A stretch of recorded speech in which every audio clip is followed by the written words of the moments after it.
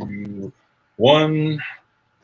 What's up, everybody? Welcome to the Hot Seat, your Thursday night addiction. We're excited you're here. Thankful you're here, and I can't wait to talk to our guests tonight. Tonight we have Nelson from Outlaw Smokers. I know he's not a YouTube channel, and I know you guys are used to having cooking creators in here, but I've been trying to find more interesting ways to improve the show and have new people on and introduce new smokers, barbecue rubs, whatever. So this is kind of the direction I want to keep going. We'll have some creators on. We'll have some innovators on. All right. So, you guys are noticing that we got a couple extra people in the show tonight, the screen. Mr. Kent Vandy Weird, my normal co-host with the most, is treating Mrs. Dutch to a great evening because it's her birthday. So happy birthday, Mrs. Dutch. Appreciate you letting me have your husband every Thursday night. I'm glad to let you have him tonight. So happy birthday. All right. So Johnny Mags is going to be sitting in tonight for Kent. And also we have Chef Johnny in the house. Chef Johnny is the one who introduced me to Nelson. And I thought since they've worked together in the past, it'd be great to have Chef Johnny on. Obviously, Chef Johnny has tons of knowledge on anything barbecue. So this would be a great way to have a little cross-talk in here too. All right. So Johnny Mags, why don't you say hi to the people? Hi, people. How's everybody? Hope everyone's staying safe out there. Trying to keep up with everyone's lives as much as I can. It's getting a little crazy. Yep. Constant notifications, but it's all good. It's all fun. Other than that, I'm ready to rock and roll. Let's do this. All right. Tell me, happy birthday, Mrs. Dutch. All right. Tell me what the super shot is tonight. 25 bucks. 25 is the number. That's a lot better than the 30 last week that Kent was trying to do. All right. Chef Johnny, why don't you say hi to the people too? Hey, folks. Good to be here. I've made a couple of special. If y'all missed mine, I was on the third one with Hobo. So it's been a long time. We did a little cast iron that I did with CJ one time and a round table, but it's good to be back. It's good to be here with Nelson. Had a chance to meet him at the San Antonio Rodeo this year. And I think y'all are going to be excited to learn about his pits and what he's doing in the industry and what he's doing with pellet smokers that a lot of people aren't. So y'all are in for a treat. Very cool. Very cool. Thank you. All right. So let's say hi to some people in the chat. Then we'll introduce Nelson to the world over here. We got Hobo, as always, one of our moderators. Stephen and Jacqueline, moderator. Cookie Cop's in there, moderator. Suburban Jim. Keith Bettag is always keeping score. Smoky Joe's Pit BBQ 2. Pickles, Tom's Food Factory, Deadbolt Barbecue, In Your Mouth Barbecue, Little Art. So Big Cat 305. Bill with the chicken fried barbecue gave us the first super shot of the night. So cheers, Bill. Oh, excuse me. All right, John, 1984 barbecue. How you doing? Bushy Vodka, blue, red, white, and blue cooking. Tom, I got you for that second one, buddy. Thank you so much. Tom's Food Factory just dropped a super shot too. So pour another shot there, Mags. I got it ready to rock. All right, Jerry, Rick's Barbecue Specialty, Grumpus on Fire, Delano, Gino M. I think that's everybody. If I missed you, I'll catch you on the next go round. Thank you all for being here. Really excited for tonight. Thank you for the quick super shots, boys. Before I take Tom's, why don't we say hi to Nelson? Nelson, why don't you say hi to the people? And we'll get started on these hard-hitting questions. All right. Howdy, I'm Nelson. I'm owner of Outlaw Smokers, and look forward to chatting a little bit with you and seeing how we can enlighten you on what we're doing up here. Right on. Welcome. Glad you're here. We got Chef Johnny's drinking water because he's on that no booze, no sugar, no fun diet, but he's looking damn good. He's thinned up real nice. And Nelson, you got that sweet tea, which I love sweet tea, so I'm with you. And Johnny Mags is pimping his pink vodka. Pink Whitney. So he drinks that with his finger, his little pinky out. So that's okay. I'm into girly drinks. So here you go. Cheers. Shane had to watch a commercial before getting in here. Sorry, buddy. I actually remembered to set up the monetization on this. So, Thomas from Michigan, how you doing? Air fryer recipe with Booger 500 US. Welcome, Miss Boogs. All right, cool. Got everybody wait for it. All right, cool. All right, Nelson, are you ready for these hard-hitting questions? Bring it on. Let's go. We're deep diving. All right. Where are you from? Where you reside? Where you grew up? All that good stuff. Oh, yeah, man. I've been all over, I guess mostly all over Texas. That's where I was born and raised, just around the San Antonio, Austin area, a little bit out in West Texas. The real West Texas out by El Paso, not the fake West Texas, Midland, Odessa. That's just halfway there. And then now I'm kind of stuck up here in Idaho teaching people how to build barbecue grills. It's not a very common thing up here, but it's growing. Barbecue is becoming a big deal up here. Very cool. What took you from Texas to Idaho? That's not usually a way people go. You know, it got a little crowded down there. No, I'm just teasing. No, you know, a while back I was just looking for something else to do, and a friend of mine was already up here and invited me to move up and take a job, and one thing led to another. And, you know, it's been nice. That's probably some of the prettiest country you'll ever see is right here in Idaho. Definitely. Right on. All right, a couple other people jumped in the chat. We got Uncle Steve Shake. We got Dutch is in the chat, which I don't know why. Dutch, you should not be in the chat. You should be taking your wife out to dinner and enjoying a beautiful evening because it's her birthday. But I appreciate you watching. I could always use the watch time, so perfect. Comparison cooking. How you doing, Kevin? Good to see you in there, buddy. All right, so let's talk about family life. Wife, kids, dog, cats. You know, get at it, whatever. No, you know, I'm kind of married to my work. Got a nice, pretty girlfriend that kind of keeps me company. And but other than that, just focusing on the job and trying to grow the business and making something that people want. Very cool. All right, Dude's Kitchen and Grill. How you guys doing? What's up, buddy? The next question I always ask, because I'm obviously interviewing YouTubers, is what's your real job besides YouTube creator? You're not a YouTube creator, and obviously your real job is making smokers. So I'm going to go ahead and cross that question off. I tried to go through my question list and cross things off, but I guess I missed that. Anyway, one thing I want you guys to do, if you can, in the chat, I have the link to Outlaw Smokers down in the description, so you guys might throw it in the chat and just check it out, see what he's got going over there. Obviously, we're going to talk about his products, but I want you guys to go check out the website and what they're doing over there. I've been spending a little bit of time on there checking it out because I didn't want to, come in here cold. But there is a question that we ask every time, no matter who's on, but Mega Fred Zeppelin's one of the YouTube creator, and he always asks you is, what's your favorite music? What bands you playing? Mega Fred's like this all the time. So tell me, do you play any bands, any instruments, anything like that? And what kind of as you might imagine, I'm pretty much country through and through. Although I say there's not much anything I don't listen to except for maybe some of that rap music. But country, play a little guitar, sing. We get together, have barbecues here at the shop, and everybody brings a guitar, and we kind of sit and play for a little bit after we eat, and kind of kill a Friday ever so often. All right, very cool. Going up in Central Texas, you got to be a George Strait fan, so yeah, he's my go-to. I love that. Now, how do you feel about Garth Brooks? Well, his first few albums were pretty good. Right on. All right, cool. Everybody wants to throw in their Justin Timberlake. I'm a big Justin Timberlake fan, so everybody's like, what about Justin Timberlake? So, all right. Well, I don't think I know anything he sings, so he might be all right. He's all right. All right, cool.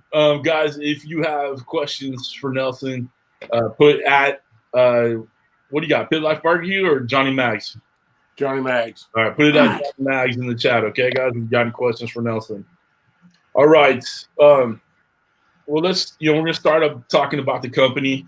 How'd you get started, and where did the Outlaw Smokers come from? Well, growing up in Central Texas, barbecue is not something that's kind of a specialty. It's more of an everyday thing. I grew up barbecuing every weekend, as a means to an end. Brisket was cheap. Throw one on the weekend, feeds the whole family. And so just, family growing up, building their own pits. And, about 7-8 years ago, it's probably been about 12 years ago, this fella here locally started a pellet grill company, and I heard about him, and he was really into real estate, and I said, just happened to say, well, if you're ever interested in getting rid of it, give me a holler. And about 3 years later, he called me up and said, hey, we're going to get back into real estate. You still interested in barbecues? And I said, well, sure. And so I bought the company from him and took what he was doing with pellet grills and added it to what we were doing with stick burners and offsets and whatnot. And guess we're hitting this actually is our 10-year anniversary. And unfortunately, this COVID virus has stolen our thunder, so we haven't really done a lot to promote that. But we've been building pellet grills now for 10 years, one of the longest around. Right on. So what got you into pellets beside, and it seems like from what I see on your website, it's solely pellets, right? Well, it's our specialty. It's kind of a place where we have a niche. My background is engineering, and so once I understood the mechanics of the airflow and the fuel feed, and probably one of the things that really sets us apart from everybody else is we started building stick burners. So we wanted to make a pellet grill that mirrored that same flavor profile as an offset. And so we took all that that pellet grill part that we bought from this other fellow and took it and kind of made some adjustments, made some modifications, and kind of kept working on it until we had as close as we can get out of a pellet grill for a flavor profile that you get out of an offset. All right, cool. Do you have is there a particular blend you guys go with as far as like the pellets, or when they go to Lowe's, they go to Home Depot, whatever, they can get Traeger or Pit Boss or whatever. Is there one you recommend for your pits? Pellets are pretty regional, so it depends on what part of the country you're in. For the most part, if you're kind of in the Midwest, I like Lumberjack really well. They have some nice blends. I really like one that I've been using a lot of. It's an oak hickory and cherry wood, and it's pretty nice. A lot of the woods you get out of or pellets you get out of your grocery stores and your Home Depots or whatnot, they've got an alder base, so you're not going to get as strong a smoke flavor out of those. So you want to stick with some of these, some of the ones that are using 100% hardwoods. All right, cool. I don't know. A Pacific pellet used to be my go-to for Oregon, Washington, California, but they sold out to Traeger, and so now I'm not real sure who the best. Now I noticed you guys have your own barbecue rub on there. Have you ever thought about doing your own pellet? We have. We looked at it 2 or 3 different times, but we just haven't quite decided to pull the trigger. No. It's a shipping problem. Oh, really? Yeah, the freight on pellets, if people buy 1 or 2 bags, it kind of gets expensive. Now, if they take a whole pallet, it's not too bad. Okay, cool. Now, Chef, I'm going to let you ask a question for you, kind of, Bob Nelson. How did you guys hook up and become, working together on some stuff? The rodeo, San Antonio rodeo. So we were in the sales area. Actually, it was just the first day was just me. And so I was walking around, saw the grills, and stopped in and started looking at them. And I think Nelson was talking to somebody else at the time, so I was just kind of looking through them. And the thing that impressed me is they were not a pressed sheet metal pellet grill. Like when you and I know there's a lot of guys. You got one. You've got a Pit Boss and some of those, and they are what they are, right? Right. But they're that thinner metal. They're pressed type sheet metal. His Outlaw line is 11 gauge steel, and he'll get into that more, but that's an 1/8 of an inch thick. I mean, these things are made out of metal, like, and that's what he was saying a while ago. He kind of took what he knew about offsets and blended it with the pellet cookers. And when you look at that, I was like, dang, man, this is impressive. I mean, there's some heft to it. So you know it's going to help temperature-wise because of the heaviness of the metal is going to help you maintain temperatures. The burn box, and he'll go into that, but just the way that I was impressed.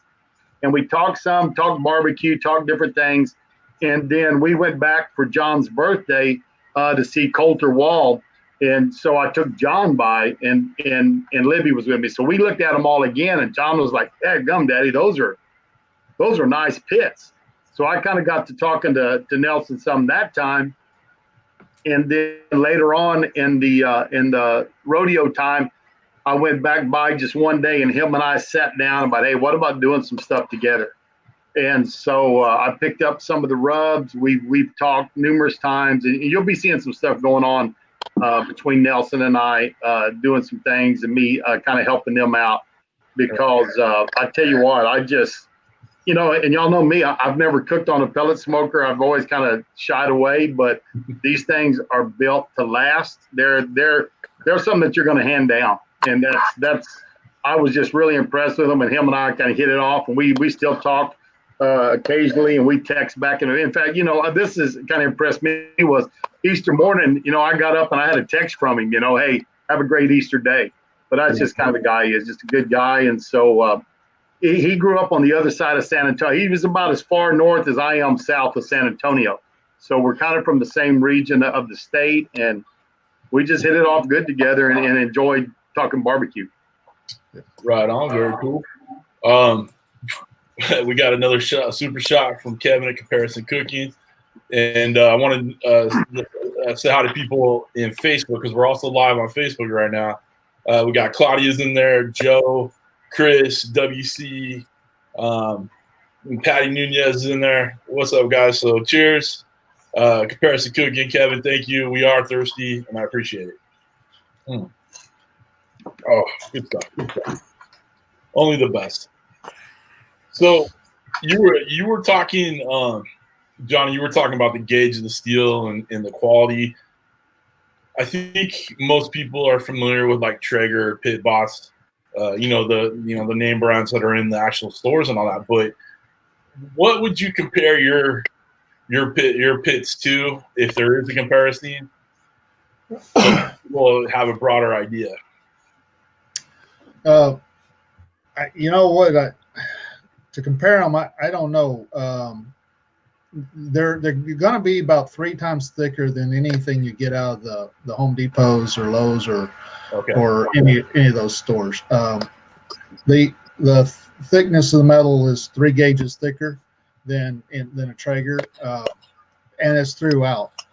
And I guess a Yoder is probably similar to ours. We've done some different things on the inside to kind of improve the way it burns, the consistency, and the temperature range across the grill. But thickness-wise, we're pretty comparable.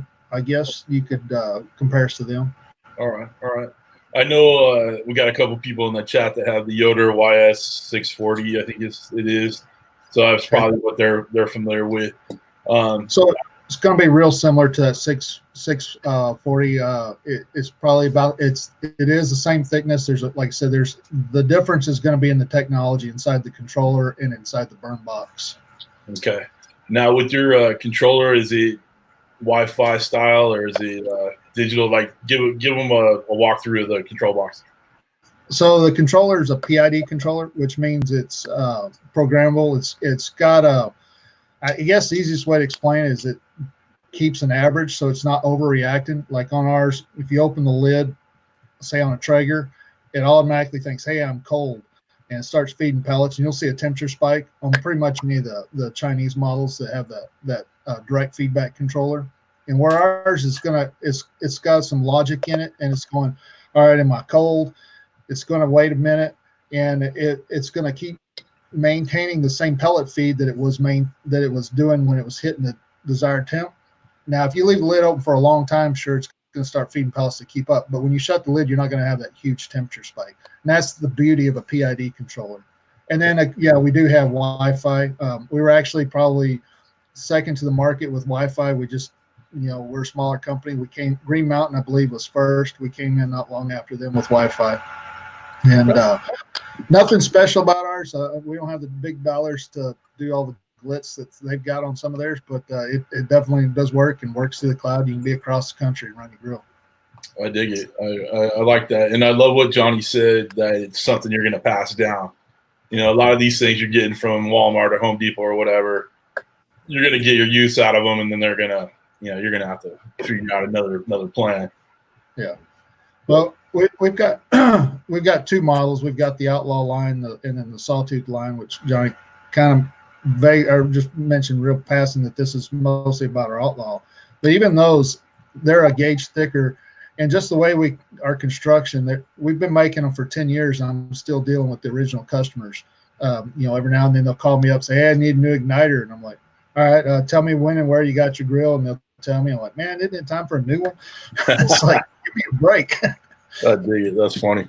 Do you sell in like some bigger chains, or is it localized, or where? We're pretty much specialty stores. We like more of a customer service when we deal with our guys. So we really try to pick the dealers that are going to reflect our own values. And, when you kind of lose touch with that when you get into the huge chains. I tell people we're not selling barbecue grills. We're building relationships. Yeah, and I dig that. We had another gentleman on a couple weeks ago that does custom smokers, and that's what he's striving to do too, build a relationship, and not sell the big deals or whatever. So I totally admire that. Is the best way to get a smoker from you via online though? Like say Johnny needs a smoker, that's the best way? Pretty much. We do have a few dealers. The Outlaw, we haven't pushed through dealers quite. It's kind of new to the dealers. We did it direct, and there's getting more. I think we have one that's kind of starting to carry them down in Southern California and Orange. They're great guys at the Woodshed, and we've got them Houston, and then a few up in Washington, Oregon area. But like I said, Outlaws mostly is direct is probably the best way. And we do free shipping to commercial addresses or to the freight yard. So we try not to hit anybody on that too hard. See, that's great. That's great. Free shipping. I think everybody get behind that.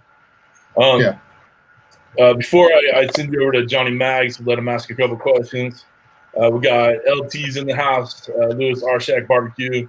And I saw Lou Calamiti's Sweet Lou set up his own YouTube channel recently, put his first video out.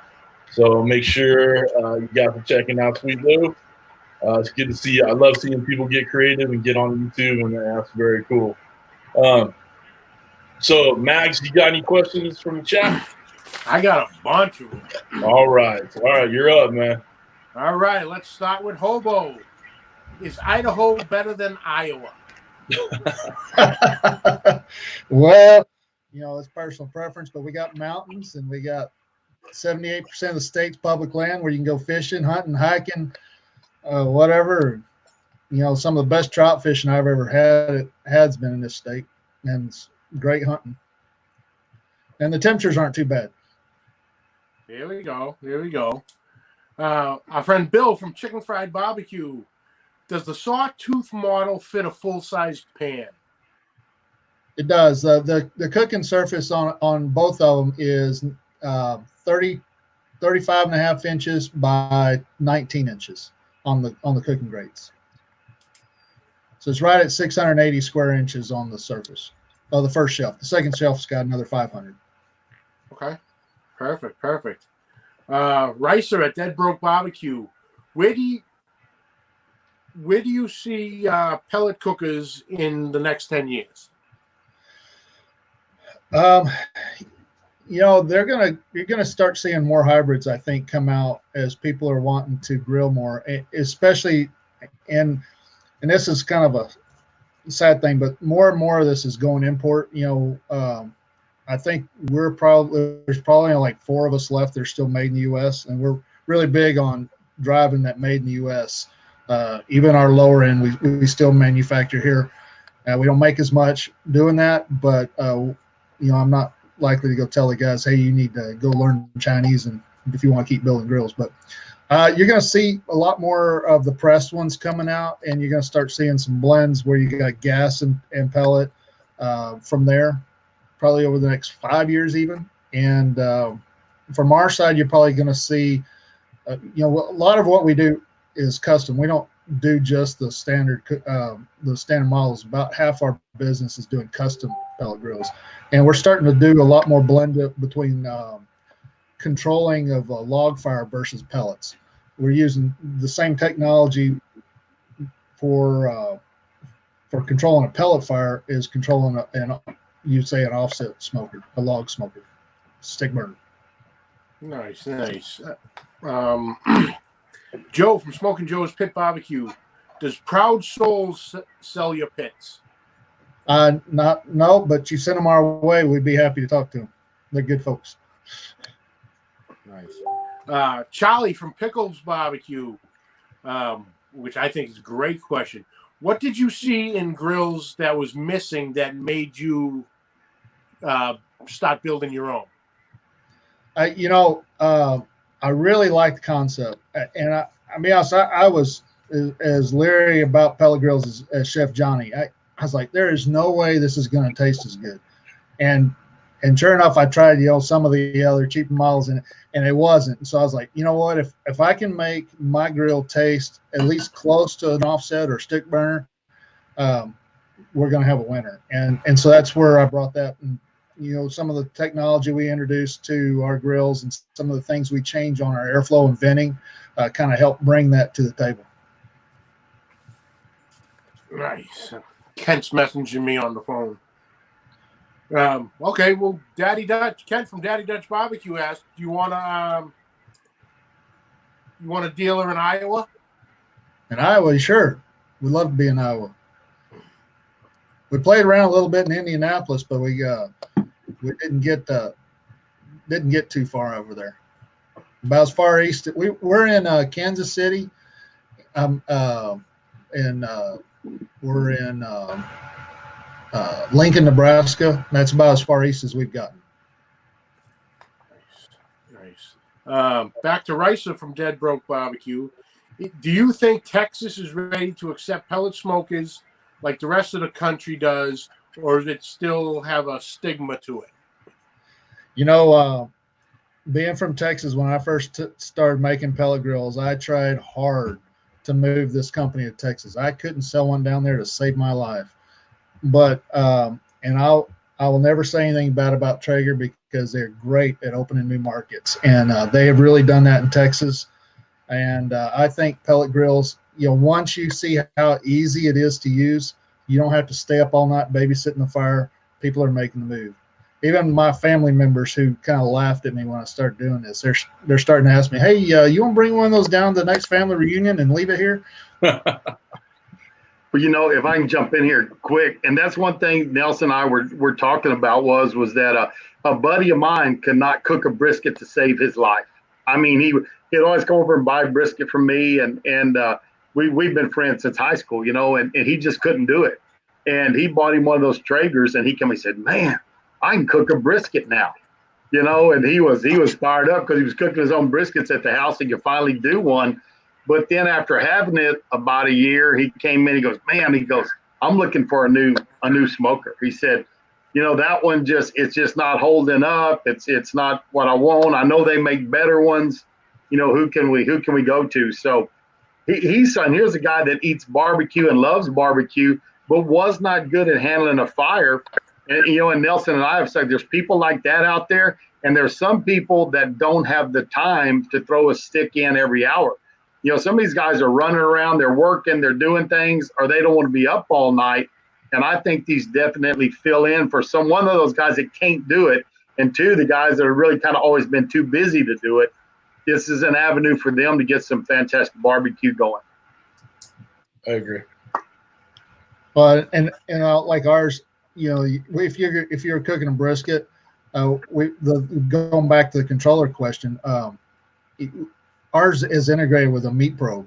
So I'll set up tri-tip or pork loin before I leave for work, or probably not a tri-tip since they cook quick, but something that's going to finish right about the time we're done with work. And we have this cook and hold technology in ours, so it'll cook it to where it's at, say, 200 degrees, and then it's going to shut the grill down to 150 and hold that temp until you come home to take it off. So it just the ease of being able to use it, I call it a man's crock pot on the back porch. I love it. That's good. That's good. SmokeyGoodness asked, where at in Lincoln? Capital City Stove Capital City Stove, I think, is the name of the place in Lincoln. It's Capital something. Don't make me a liar. And then we got one more from Charlie from Pickles Barbecue. What do you think about the pellet mod for the Weber kettles? It's all right. I mean, it adds a little bit of smoke flavor. I don't have a lot of experience to really go on about it, but any of those pellet mods, they're kind of nice to have. They're not going to do as much as if you had a full blown pellet smoker, but they're not bad. Well, cool. That's all I got for now, CJ. Oh, that sounds good. Guys, if you have any more questions, make sure you're putting it at Johnny Mags. We have a few more people jump in while you're all talking. I was just going to say, Pickles, that was such a great question that I was going to give you like a 15-minute timing where you would not get timed out. Unfortunately, Dutch timed you out, so my bad. Anyway, View to a Grill. Johnny, how you doing in there? Jeff LaFoe. Craig's in there. Little Fish in the Kitchen. What up? Laura Cypress Blue. Dan from SmokeyGoodness. We missed your question. Chip, Longest Quest. Soul Food Cooking. Guys, they're almost to 100K, so if you're not subscribed to Soul Food Cooking, find their comment, hit the 3 little dots, get them there. Rob from Beer Champ Barbecues in there. What's up, Rob? How you doing, big guy? And I think that catches up everybody's in the chat. If I missed you, I'm sorry. I like to ask this question to people that create. How much research and development do you go into? Basically, how much are you smoking in your in your office during the day or whatever? Like, yeah, this is totally work meeting. Everybody, let's get these ribs on. Well, let's just say we have a pretty hefty budget for beef, for any kind of meat. Right on. I don't think we buy much meat at home. That's awesome, man. That's very funny. Do you have a favorite thing you like to cook on there? I don't know if I have a favorite. I really get into the tri-tip. Being from Texas, I didn't know what tri-tip was. I thought people were just making something up. But it's become one of my favorite things to cook because you can flavor it up just like you like, and it'll take on a nice smoke ring in finish in about 2 hours. So it's not something you have to babysit forever. And between that and I'm one of the few people that actually enjoys chicken, and good. We do a lot of chicken thighs and breasts around here. Cool. All right.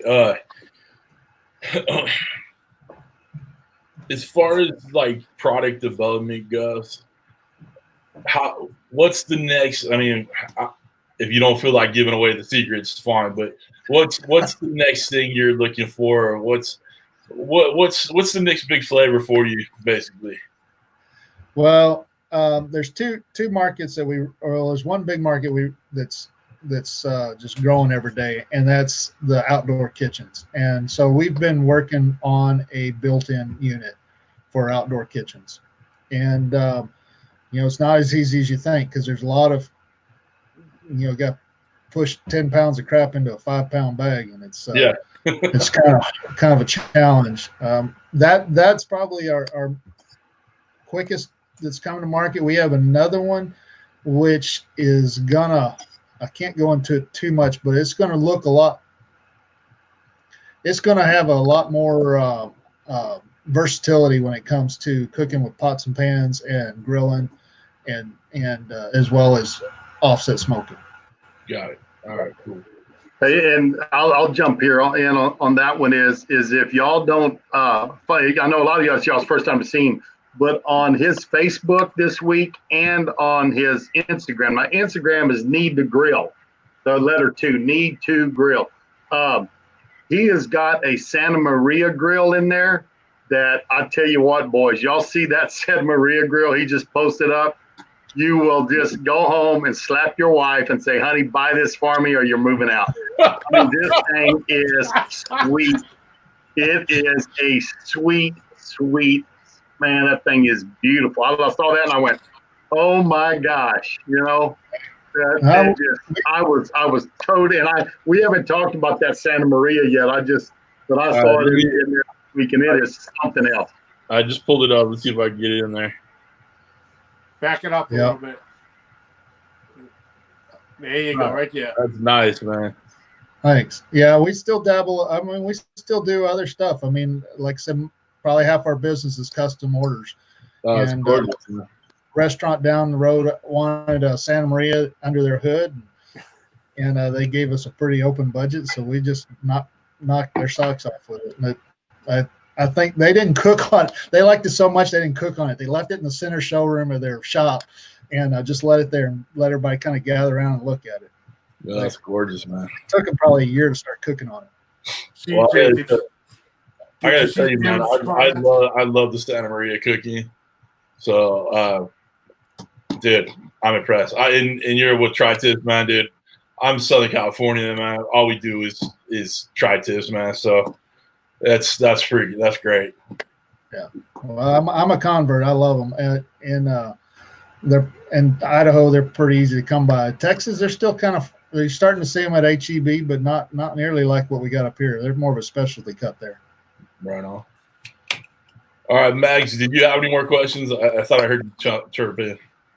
Yeah, it actually did. Did you see Jim at Suburban Barbecue's comment? Keep your barbecue pimp hand strong. And you gotta go home and slap your wife that you need one of these things.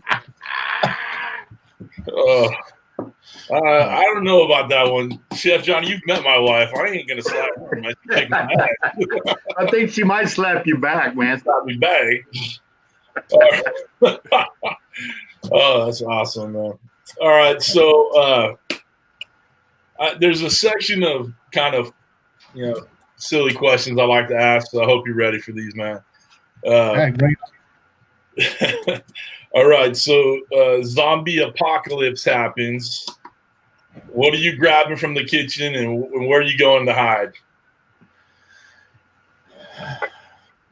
Probably just a regular old meat cleaver. I think it's probably out of the kitchen. Yeah. All right. Yeah, just good old meat cleaver. And where are you going? Probably upstairs. They can't climb ladders good. They can't climb that. I like it. There you go. Now give me we're talking Walking Dead zombies or World War Z zombies? Shit, I'd never given it that much thought. I mean, some of those boys can climb and run fast. Yeah. It was Bubba K thought that was funny. What's up, Randy? How you doing, buddy? All right, that's awesome. Let's just go with Walking Dead. They ain't climbing nothing. All right, we're good then. All right, there you go. All right, I love that. World War Z. There's supposed to be a second one coming out. Oh, cool. You never know. All right, they got virus or something. they got Corona. They got the Corona. They're coming for you. All right. Let's see here. If Hollywood were going to make a movie about you, your struggles, your company, your life, who's playing Nelson in Hollywood? Oh, heck, I don't know. Clint Eastwood. Clint Eastwood, all right. Usually we'll have a couple people chime in from the chat on that one. And let's see.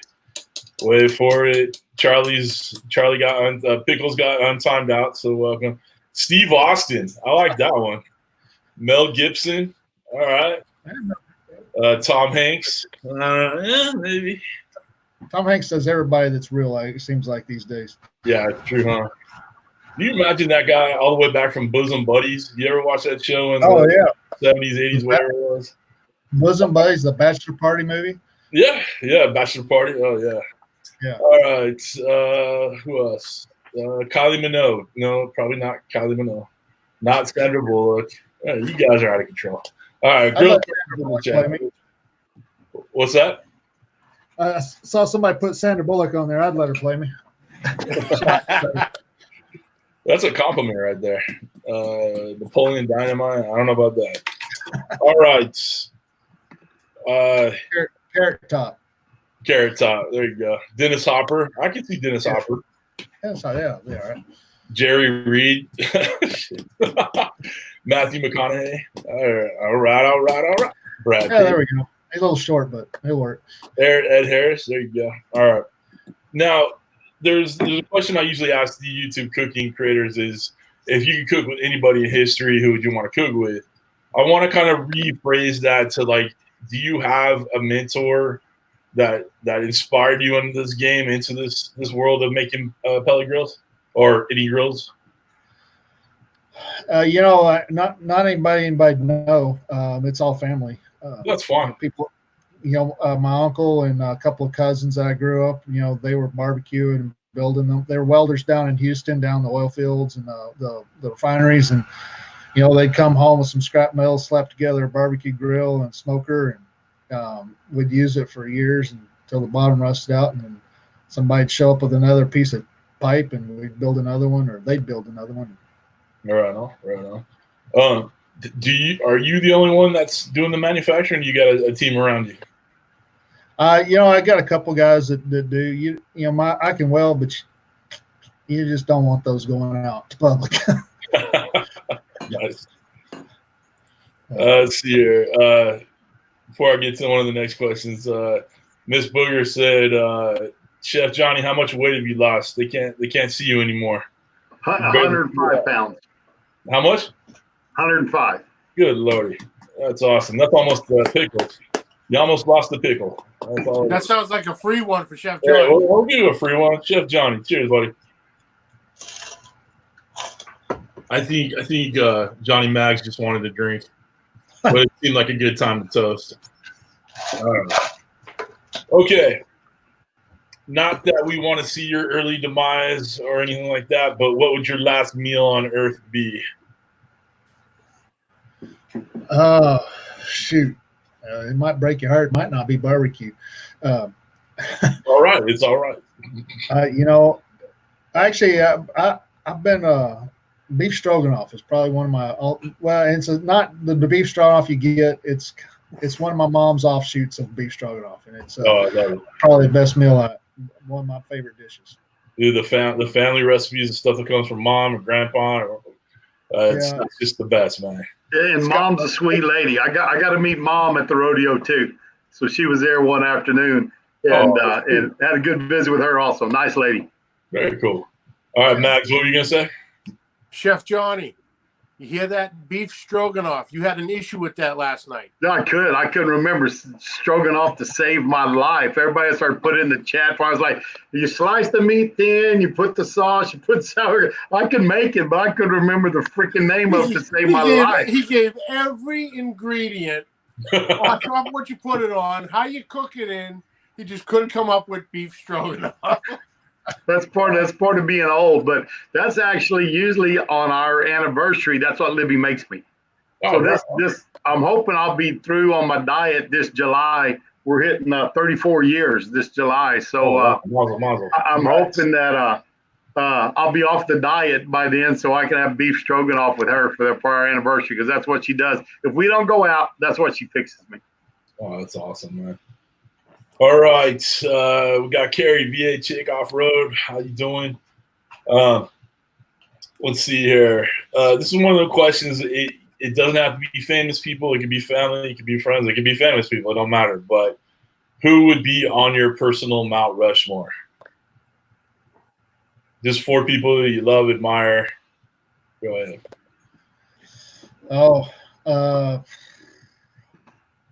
I guess Ronald Reagan. All right.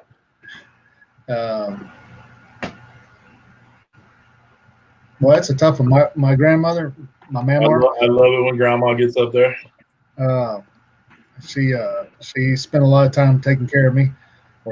That's tough, man. That's I guess my dad probably, and I'm trying to think of somebody else that just Usually, about now we're coughing in our hands, saying like wife, wife, wife.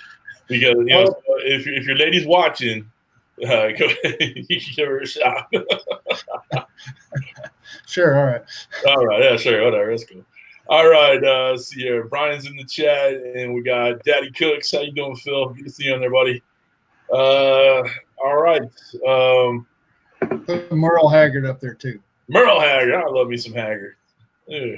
I grew up on old country too, so I love all that stuff. And in high school, I started, obviously I said Garth Brooks, that era of, the weird colored shirt, the button ups with the cowboy hat and all that. Country line dancing, tush push, boot scooting boogie, all that good stuff. All that stuff John used to do, I spent quite a few years while I was in college selling Western wear during the Garth Brooks and George Strait era. Oh man, good times. It was. All right. Jimmy Q's in there. What's going on, buddy? Garth Brooks ain't country. Keith, come on. I'll go with that, Keith. After his first 3 albums, it was kind of. Yeah, that's true. Let's see here. Daddy Cooks. Phil said he finally got to catch one of your podcasts, Johnny Mags. Oh, nice. Yeah, so he's learning what you're doing over there. I believe you are scheduled to be on Johnny Mag's podcast too, right? Soon. Yep. The end of May. There might be a few cancellations. I'm not quite sure yet, but if we can get them on earlier, we'll definitely do it. But yeah, we're booked. We're ready to go. Right on. Uncle Steve Shake says no real country since George Jones and Conway Twitty. I think George Strait would fit in there a little bit. Throw it out there. And I'll throw in a new band that's kind of new. That's off topic, but Midland. You think you step back and watching some older country out of Midland? Yeah, they're a new band out of Austin. Yeah, I've heard a couple of things too. All right, Johnny Mags, you got any more questions? Yeah, give me 1 second. Just finishing one up right now. All right, cool. Chef Johnny, you got anything you want to add to the chat while we're waiting for Mags?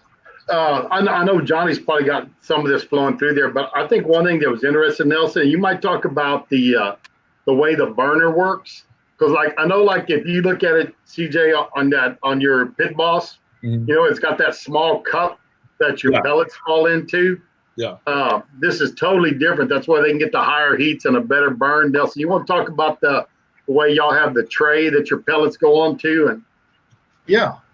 So as he mentioned, one of the cool things on ours that is unique to us is we can go down and maintain a temperature of 150, and it has to do with our airflow design and our fire grate. Now, a lot of what, in fact, all these imports for the most part have a little cup right in the center, and our firebox is actually is set to the right, and it's a little over twice the size of those little cups, so it gives us a bigger temperature range. We've been able to, we go up to 600 degrees down to 150, and we actually have a smoke setting that trickles pellets in. So if you're got an ambient temperature of 60 or lower, you can get temperatures down to around 100. If you want to, like I did jerky the other night, and I had it cruising at about 100 degrees for 12 hours. But that larger firebox gives you better control. And then we use that bellows fan, which, you've got a little fan that keeps that fire going. We use that to also help keep control of temperature. And as part of the what gives us that better smoke, we don't put as much of an, they're blowing the ash out of that little cup. Otherwise it's just going to clog up. Right. And that you'll notice ash all in the bottom there, and you don't have to clean it out very often.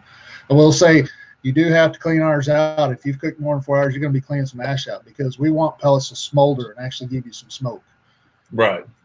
And then using that larger firebox, you don't need, you use that little cup, if you're going to hit 250, you need a bigger flame to hit 250. With our firebox being about 2.5 times the size, you don't need as big a flame to hit 250. So you got more pellets in the side of the fire smoldering, where it's going to give you more smoke. That's where one of the things we did to help get that better smoke profile. And then if y'all looking at that tray, what it reminded me of, guys, is like in a some offset cookers, you ever seen like a charcoal tray? So it's beveled on the sides, flat on the bottom. Of course, it's not that big, but it would remind you something of that. So it's in the bottom there, and those pellets are falling down onto it, and it's made out of like expanded metal type deal. But that to me, that impressed the heck out of me. It had that bigger burning area, and it just and his aren't going to lock up and get a lockup in there. And when they do, there's some advantages of being able to clear the jam and get it going again without having to just strip everything out of your pit. And that's something that he was telling me about that I really liked also. Yeah, so with the Outlaw, we have that nice clean out door in the front where you can get to your firebox. And so you're not pulling your greasy grates, your nasty drip tray out of the way to empty your ashes or clean your bottom of your grill out. Okay, that makes sense. Worth the price of admission. Nice. Now, do you? I know a lot of companies use YouTubers for getting product placement or get the word out on their products or whatever, or they actually have their own like YouTube channels. And obviously, we're YouTube focused. Is that any venture you're planning on doing anytime soon?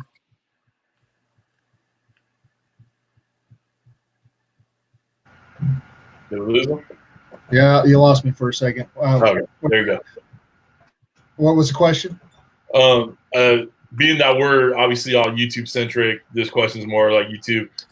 Do you, the bigger companies, either use YouTubers to get their product out, or they'll set up their own YouTube channel, anything like that? Is that some plan for you in the future?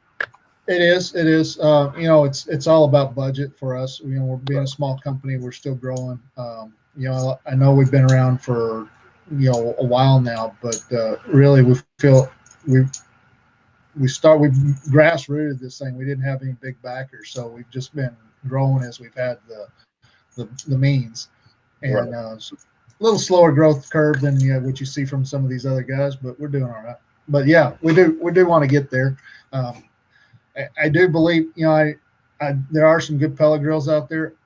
I know ours on a side-by-sides. I do these side-by-side demos with a lot of my dealers, and will just perform better than anything I've seen out there. I mean, we spent 6 months building the software that runs the controller. We didn't just plug a controller into a grill. We spent 6 months working on the firmware so that it would hold that temperature really tight. So it's a good grill. And I mean, I know it's mine, and it sounds like I'm just bragging on myself, but I've never ceased to be impressed by this smoker. Oh, hey, that's fine, man. Brag about it all you want. I mean, I couldn't expect you to come on here and like, dude, it is what it is. You get what you get. Sometimes it works, sometimes it don't. I know it's crazy, but I'm amazed every time we did. It was the girlfriend's birthday here, and we did lobster tail and shrimp a while back, and I just we'll just try it. Man, it couldn't have come out any better. I mean, it holds the temperature so tight, so controlled that, and at 150, you don't have to worry about overcooking your fish. Stuff like that cooks so fast that you got to be on it. When you can hit down to 150 and maintain that temperature, you have so much more control. Right on. Someone put in the chat, when's the giveaway? Sometimes when I have like people that have like barbecue rubs or whatever, we'll give away some things. So there was like, when's the giveaway? We're working on some stuff for our 10-year anniversary. I'll throw out the teaser. And like I said, we were going to release it the early March, but this whole COVID thing kind of pushed us out of our schedule. But we've got a a couple things where people get T-shirts, rubs, hats, and whatnot coming up. We'll probably go ahead and release it May, come rain or shine, cough or no cough. Right. And the rubs are good. The rubs, I haven't tried the brisket rub yet, but the gold dust I love. It's fantastic. We did some chickens with it. Some of y'all may have seen my air fryer chicken. Oh, we did it. When we did the beef ribs with Frack Daddy, we used ham grenade underneath, and then we coated it on top with his steak rub on top of that. And so it's gunpowder is what he calls the steak rub. So we went back on top with that. Those were very good. When I ran it straight on steaks, I kind of thought like it needed maybe a little more salt for me. So we added a little bit of coarse salt to it, and it was fantastic. And then I just did that pork butt, came out Tuesday with the copper ore, and it cooked a fantastic pork butt using his copper ore. And I like that really good. And here real soon, we're going to be doing a brisket with the trail dust is what he calls his brisket rub. We'll be doing that one real quick. So y'all can see 3 of the rubs he's got now on my channel that I've used, and I like all 3 of them real well. All right, very cool. Would some of the whoever's in front of a computer and one of the moderators throw the Instagram link in there? It's Need to Grill, number 2 in the middle. Is that right? Need to Grill. Yes, sir. All right. I found it. I subscribe, whatever. I followed on both of my Instagram pages, so y'all need to check it out. Let's see here. Big Rome's in the chat. Ray's in the chat. What's up, guys? Johnny Mags, why don't you go ahead and throw out the rest of your questions, and we'll start wrapping it up. All right. I had one I needed to do first. This one it's from Ricer from Dead Broke Barbecue. It's actually to Chef. Chef, are you multitasking, grading papers and playing in the chat? I tell you what, man, I'm trying not to have to grade papers. Actually, with what's going on now, everything's online for us. So my college kids are watching videos, answering questions, submitting those. We have a Zoom with them every Wednesday night at 7 o'clock. I Zoom, and we'll go for an hour and a half with my college kids. My high school kids, there's a program called ICEV, which is career and technology classes online. And we're doing pretty much just food help. We're on a 9-week system here. So we had just finished up our 9 weeks, and we're fixing to roll into our last 9 weeks when all this hit. So the kids are doing work. What we're going to do is do like a pass fail and for this last time. But they're having to do their work. They're having to get it turned in. And my senior kids, the second-year kids, are actually in a dual credit class. And some of them haven't been doing their work. I sent an email out today, and I said, hey, remember, this is a college class, and you may think you don't need to pass my class for graduation, but you're going to look kind of ridiculous going to college and your first grade being an F in a food safety class. So but in most of our, and like with that's all automatically graded online. All I got to do is take the grades out, put them in the grade book. So that one's real handy. Right. Not too bad. All right, well that's good. Mags, we got a super shot in there from Sean from Killer Hogan's Barbecue. It's a double, so get ready. He put a 50 in there. Oh, good Lord! All right, let me get another one for her. Johnny, get your pink lady out. All right. I got my Crystal Light going. Crystal Light. We got the sweet tea. Sean, you're the devil. Thank you. Oh, good stuff. All right, Mags, I'm going to interrupt you again. I think you get a moment. Nelson is going to do a giveaway. Excuse me. He's going to do a giveaway for his rubs. So we need to come up with a question for you. I am I'm on my chat. I'm at top chat.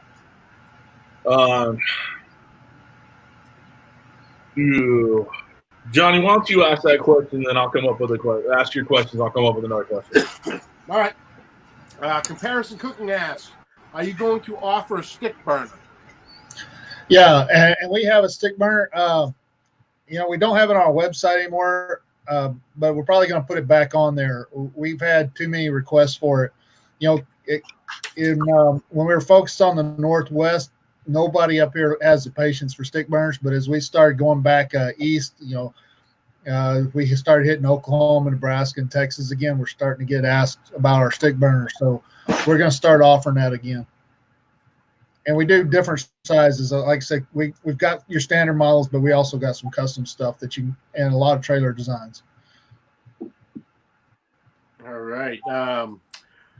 Mike from Cooking with Big Cat 305. Do you use an auger PIDs with your smokers? Yeah. So the controller is a PID controller, and it uses an auger to feed the pellets to the firebox.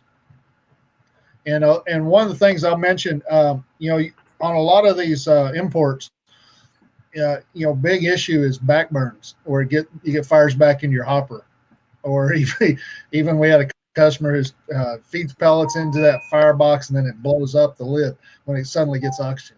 The way ours works is it feeds pellets and they drop into the firebox, and then we use the bellows fan to shift the flame away from the auger tube, and it significantly reduces any opportunities for backburn into your hopper.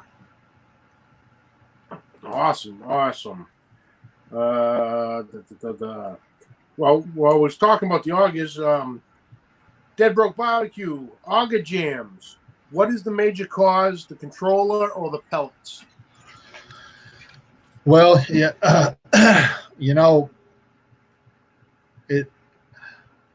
it's a cheap auger is what it is. A lot of these augers they're real flimsy, and they've got to travel all the way from the hopper to the center of the grill. So I'm going to say pellets, I guess, because they're going to bind up that auger kind of gets as a spring in there, and especially your imports long distance.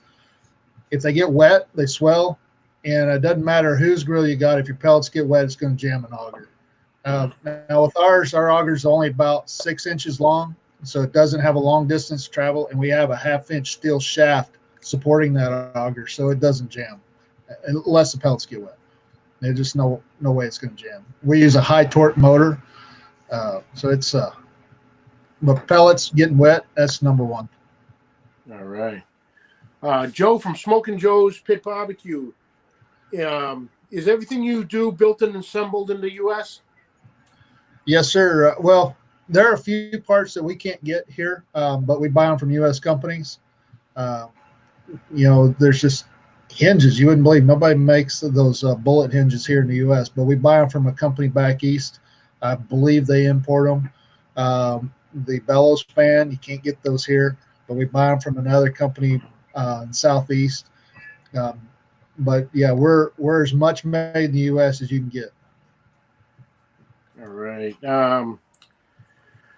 Chef Johnny from Texas Style Barbecue and Cuisine asks, you could have did this on your own. I wanted you to earn your money tonight. I do this for free. I do this out of the goodness of my own heart. His own heart. Hot. I heard that. It's hot. He's smart. I enjoy this. How are the Outlaw Smokers and the Sawtooth pellet grills similar but different? They're built. They're other than the thickness of metal and the clean out door on the Outlaw, they're exactly the same, and you're going to get equal performance on either one.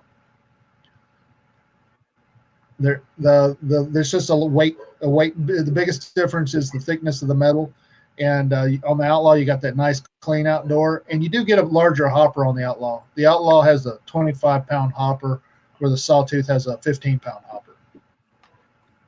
Right on. All right, Johnny, hold up. VA chick, Carrie, thank you for the super shot. Congratulations on your first kettle, Carrie. Yeah, welcome to the Kettle Club. Smooth. Charlie from Pickles Barbecue. What's the most you've learned about making grills, and what mistakes have you made and learned from?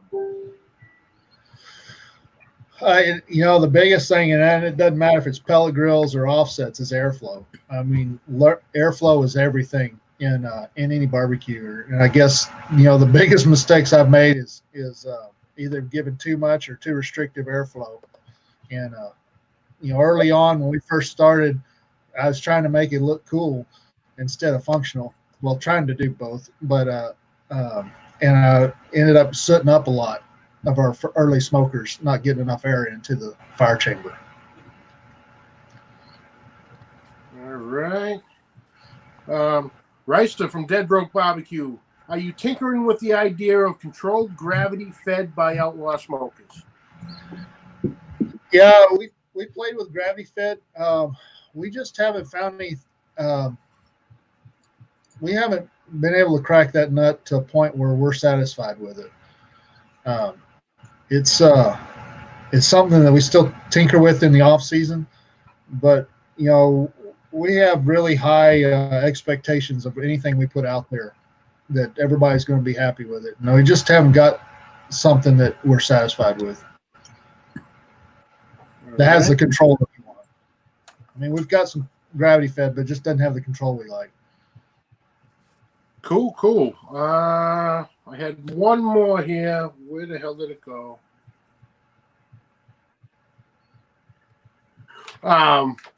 Charlie from Pickles Barbecue. What things do you cook on the pellet grills and smokers versus a different type of grill or smoker? I've almost, except for the odd time, I pretty much have moved everything to a pellet smoker.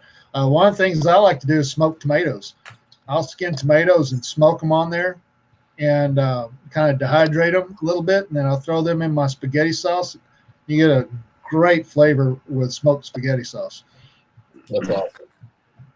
Nice. We've done that's all I got. Birthday cakes, cookies, lasagnas, spaghetti sauce. I don't know, pretty much everything. A little bit of everything. I like it. I'm thinking about doing a little smoked mac and cheese in my pit boss. Oh man, it's you'll love it. There ain't nothing better. All right, cool. There was one question that rolled by Sean Hogan, Killer Hogan's Barbecue, and Max just kind of asked you, but I don't know if he was asking the chat or the four of us or whatever. But if you could only have one grill for the rest of your life, pellet or stick burner, what would you pick? So, Nelson, I know you just said you moved everything pretty much to pellet grill. Obviously, it's your bread and butter too. But let's talk to Johnny. What would you pick? Well, I have to go with the stick burner, simply on I've never actually used a pellet grill or pellet smoker yet. Right. No one I know really has one. My friend Kris has one, but I haven't gotten over there to hang out and play with some cooks with it. So due to lack of experience, I have to go with the stick burner.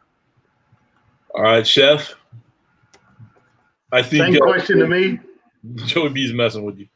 So somebody goes, "What's climbing up the wall?" I was looking to see what was on the wall behind. Well, there's no nobody at school. I mean, I come up here maybe once a week, so there's nobody here. So it wouldn't surprise me if there was something going up the wall, but I just want to make sure it wasn't going to kill me if it was, if you could only have one, and I'm kind of with Johnny, not having the experience with the pellet cooker. You want to lean toward that. Oh, I'd take the stick burner because I know and understand it better. But if I added the option of, hey, I don't have anything to cook on, and I had to have something to cook with, I'd probably go with that pellet because there's so many different things you could do with it. Is baking a cake on it and doing some of those things, which I've never been able to do with a stick burner, right? Right. So I think you could do a lot more with that than you could just now, if you were talking just smokers, then I might say, hey, I'm going to give me the stick burner because I know it and understand it. But if you were looking all the way around, there's a lot more you can do with that pellet grill than you can with just a stick burner if you're looking at the big picture of cooking everything. Well, I am new to the pellet smoker because I just recently got that Pit Boss cabinet, and I see benefits in everything, and I'm sure that could be a 3-hour conversation we do anyway. But I've really enjoyed the convenience of that pellet grill. I'm going to do a brisket this weekend, or the pellet smoker or grill, whatever. I'm going to do a brisket this weekend on it. I plan on getting up early and just let it go all day. You don't have to spend every hour throwing a split in or whatever. Right. So I think the pit, the pellet grills, not necessarily the pellet smoker, but like the pellet grills you're seeing, you could do a lot more with. You could sear steaks on it. You can, do your tri-tips on it, whatever, right?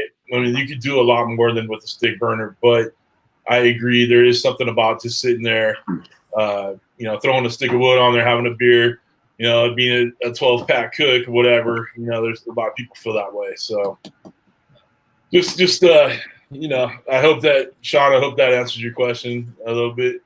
Go ahead, Max. On another thought of it, it comes down to just like anything else that we use while we're cooking. It's a different tool. You could use it for different things. You could be sitting there doing a brisket on the stick burner. Yeah. But at the same time, you can have a couple racks of ribs going on the pellet, that you don't necessarily have to fully pay attention to. Right. As much as the stick burner. Each thing has its place. So, Well, dude, you bring up a point. And Sean, I see your shot in there, man. Thank you. We'll take the shot in a second. Let me get my point out. Last weekend was a perfect example of that. I wanted to do a huge cook because I was taking some barbecue to my aunt and uncle, friends and family. We masked up, gloved up, and the whole bit. But there's people on Easter that couldn't go anywhere, couldn't do anything. So I got in the truck and put out, gave everybody a barbecue, right? So I did, the pork butts on the pellet grill because, I needed something that could handle a couple things. The Weber kettle did some ribs and, or the tri-tip, and the pit barrel did the ribs, right? So it just, everything kind of helped out and served the spot. Why are you laughing over there, buddy? Did y'all see Keith Bettag's post? No, let me get it. Hold on. You need to post that up in there. I know you can put them up where everybody can see that. Let me see if I can find it. In the meantime, I see Leprechauns in there. What's up, Daddy Cooks is in there. Oven versus microwave, pit versus pellet. I rest my case. There you go. Right above oven versus microwave. I got it. 12-pack cook. Hell, that's a pork chop sandwich for me. Oh, I love it. Keith Bettag, you're awesome, brother. All right, so I see Tom Horseman's in there. How you doing, sir? We owe a shot to Sean Hogan. Thank you, Sean. I appreciate you, buddy. Cheers. Max, did you have any more questions? I do have one more that just popped up from a Charlie Baker. Nothing. Do you have a unique blend of pellets that you want to bring to market, like a Tabasco flavor, oat pellet? And what do you think about the current charcoal pellets? If I could bring flavor, they got oat pellets, but if we could get a live oak pellet, it's a different flavor than you get from your white oak, post oak, or even your red oak. That live oak has got a flavor that I just miss, and that's what I'd like to see brought to the market. You like what you grew up with, and I grew up eating every weekend off of live oak. Those charcoal pellets are interesting. Haven't had a lot of success with them. We tried them a few years, about 4 or 5 years ago, and I didn't think that you got the charcoal flavor out of them that you would hope out of briquettes or out of lump charcoal. You got a little bit of it, but not that you would notice. But it's been a while. You know, they may have made some changes since we tried them back in the day. Right. Okay. Mag, is that it? Yeah, that's all I got right now. That was the last one that popped, and that just had literally just popped up. So. All right, cool. Well, that's we're in the end of the questions. We're about an hour, 15 minutes in, so it didn't go much longer than I thought it would go. So, Mary, how you doing? I see you in there. Chef Johnny, you want to say anything real quick before we head out? Hey, just appreciate y'all letting me jump on here and be with y'all, with Nelson, kind of introduce him to y'all. Big Sexy Barbecue Society. Remember to find that on Facebook, guys. If y'all aren't in there, I appreciate it. The T-shirt sales got extended, so there is a link in there if y'all want a Big Sexy Barbecue Society T-shirt. They're there and available. And make sure you go check Nelson out. Like I said, he's a good guy. And this virus has hit a lot of people hard. And I'm going to tell you right now, his and he ain't going to tell you this, but I will. His busiest time of the year is March, April, and May for selling pits. And folks, this thing hit right in the middle of his busiest time of the year. So I'm going to ask you as a favor to me and to him, though, is go to his website, share that thing around. If you know of somebody looking for a pellet grill, tell them to go look at his stuff before they make a decision and do it. He's a good guy, and like I said, it's American made. And I think with all this crap going on right now, American made sounded better and better every day. But a good person that could darn sure use the help from this community, and I know there's a lot of us that can spread this around. So I'll leave it at that, and thank y'all for letting me join in. I hope it helped just a little bit, made it a little more interesting. Yes, definitely, and I appreciate you being on. Before we go to Johnny Mags and say goodbye to Nelson, we're going to do his giveaway. He's giving away his rubs, just one package of the rubs. So we're just going to do one giveaway. Again, it's top chat. Whoever I see first wins. Don't tell me you got there before me or whatever. Whoever I see first wins, all right? So question of the evening actually has nothing to do with Nelson. The question is why is our normal co-host with the most not in the hot seat tonight? Why is Dutch not here tonight? Let's see here. Wait for it.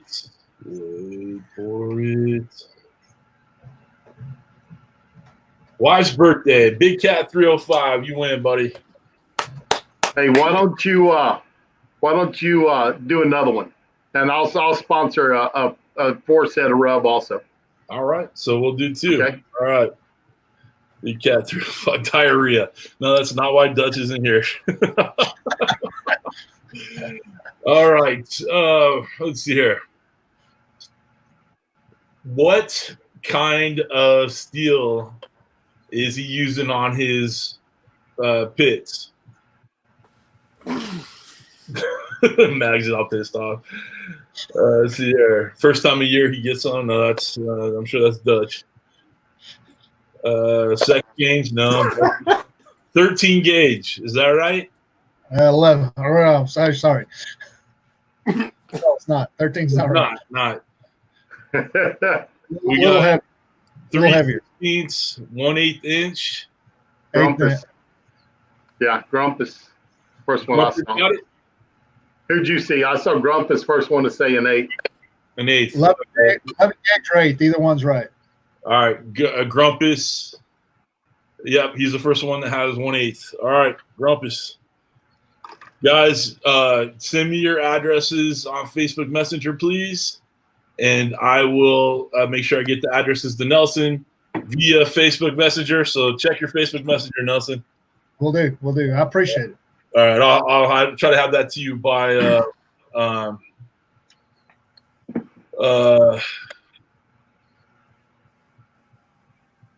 let's see here. Daddy Cooks, he wants to do a contest. Can he get some product to support? He has a great idea. All right, I'll see if I can find something for you, Phil. All right, so Grumpus on fire and Big Cat 305. Thank you for playing along. All right, Johnny Mags, you want to say anything on the way out, big guy? Yeah. First off, to Cypress Brew, Laura, the eye is coming along. It's healing nicely. I'm good. Thank you for asking. Well, first off, it was a Nelson, pleasure talking to you tonight, meeting you. Can't look looking forward to our you joining my show, Pit BBQ, at the end of May. That'll be a good time. Chef, wonderful surprise having you. I didn't know you were joining the crew. CJ, thanks for having me to fill in for Dutch. You know, anytime, you know, I'm always here for you boys. But, you know, just going to chill out, enjoy the weekend. Got a, actually have a, through one of the groups I'm part of, we're having a virtual cookout on Saturday afternoon. Right so on. that'll be a good time. And other than that, stay safe, guys. Don't go too crazy sitting in the house. Get outside. At least get outside your door. Get some sun on your heads. Yes. It'll do you well. It'll do it. Okay. All right, Grumpus, I see your comment there. Nelson, you want to say anything on the way out, buddy? Yeah, no, I just appreciate the chance to get to hang out with you. Been a great conversation. Thanks for all the great questions, and thanks for supporting American Made. It's not easy to do this in the U.S., and I know, you know, that's why Traeger and all those other guys moved to China, because it's not easy. So I appreciate the support. All right. Well, Nelson, I really appreciate you being on, man. I'm glad I got an opportunity to meet with you, and Chef Johnny, thank you for introducing me to Nelson and getting him on here. It was a great time. I hope it wasn't too stressful and too hard on you. I see Dutch is in the green room right now. I'd bring him on, but he's timed out. So Johnny Mags, you're always welcome on the show, man. I appreciate you stepping in when Dutch. Guys, if you want the link to the hangout, hit me a message on Facebook, and I'll get you the link. Mike, Big Cat 305, I'll send it to you shortly. Next week's guest is Ricky from the Meat Stall, so we'll be chatting with him for a little bit. Same time, same place. This weekend on April 18th, we'll be doing a hashtag quarantine cooking. That's something that a Kitchen Queer set up. I'm actually planning on going live that day to do a bunch of quarantine cooking. So make sure you guys tune in for that. But other than that, I hope you guys have a wonderful weekend. Again, thank you to all our guests on the screen. Thank you for the super shots. I really do appreciate you all, and love